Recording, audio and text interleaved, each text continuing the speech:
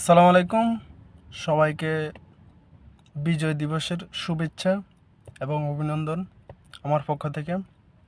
তো এই মহান বিজয় দিবস আমাদের ৩০ লক্ষ মানুষ শহীদ হয়েছেন এই বিজয় অর্জন করতে, এবং তাদের শ্রদ্ধা এবং স্মরণ করছে। তো এবং আমাদের এবারও আমরা বিজয় ছিনিয়ে এনেছি। প্রায় ২,০০০-এর উপরে আমাদের শহীদ হয়েছেন ভাইরা, তাদেরও স্মরণ করতেছি এবং শ্রদ্ধার সাথে। তো আমরা সবসময় এটা মনে রাখবো যে সব কিছুর উপরে গিয়েও আমাদের ভাইরা জীবন দিয়েছেন এই দেশের জন্য।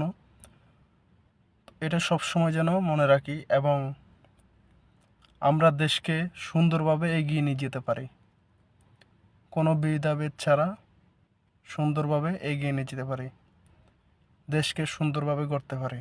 ধন্যবাদ সবাইকে। আসসালামু আলাইকুম।